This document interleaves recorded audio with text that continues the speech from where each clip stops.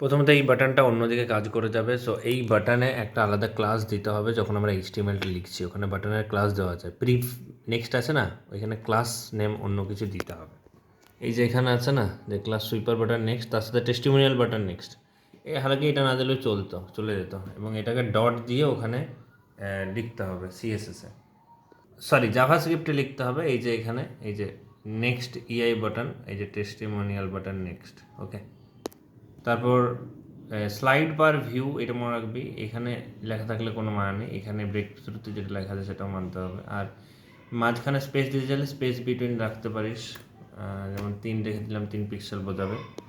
Sweeper স্লাইডারকে margin দিয়ে আমি এইদিকে ঠেলতে পারি যাতে এর একটু দূরে যায়। অন্য সময় আমরা কি করি, পুরোটা জুড়ে নিই যাতে এই বাটনগুলো এইদিকে থাকে, হ্যাঁ, তার মাঝখানে যে র্যাপারটা থাকে, টেস্টিমোনিয়াল র্যাপার, তাকে আমরা এখানে আনি, মার্জিন অটো করে তার একটা ফিক্সড উইথ দিয়ে দিই, আর ওভারফ্লো হিডেন করে দিই। ওভারফ্লো হিডেন করলে এই যে এখানে আমি লিখেছি এটা কারেন্ট, হ্যাঁ, সুইপার স্লাইডার কারেন্ট, এর লেখাটাকে তো এখানে এনেছি আলটিমেটলি, এর রেসপেক্টে এটাকে অ্যাবসলিউট, এটাকে রিলেটিভ দিয়েছি ফিগারটাকে। আচ্ছা, H1 ট্যাগ দিলাম, তারপরে যদি H1 ট্যাগে আমরা টেক্সট সেন্টার করি তা এটা মাঝখানে আসবে না, H1 ট্যাগটা তো এখানেই রাখবে। ম্যাক্স উইথ দিলে, ম্যাক্স উইথ দিতে চাইছি, ম্যাক্স উইথ দিয়ে করতে চাইছি, ম্যাক্স উইথ তো ওখানেই তো লেগে যাবে কাজ, হ্যাঁ, H1 ট্যাগে ম্যাক্স উইথ দিয়ে দেবে। তো এটাকে তুই ডাইরেক্ট H1 ট্যাগকে আনতে পারিস মাঝখানে, H1 ট্যাগে দিয়ে, এবং এখানে স্প্যান তোর বিআর দিয়ে করতে পারিস।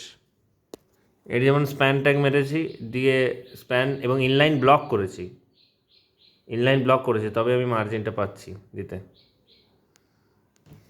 এখানে হচ্ছে এই ছবিটা যেটা ছিল, এই ছবিটাতে আমরা দিয়েছি স্কেলিং করেছি, কিন্তু স্কেলিং করতে যে এই নিচেও নামতে পারতো, নামেনি কেন? কারণ আমরা একটা জিনিস ইউজ করেছি, সব ইমেজেস তোর ইমেজগুলোর ওপর ইউজ করেছি এটা অ্যাকচুয়ালি।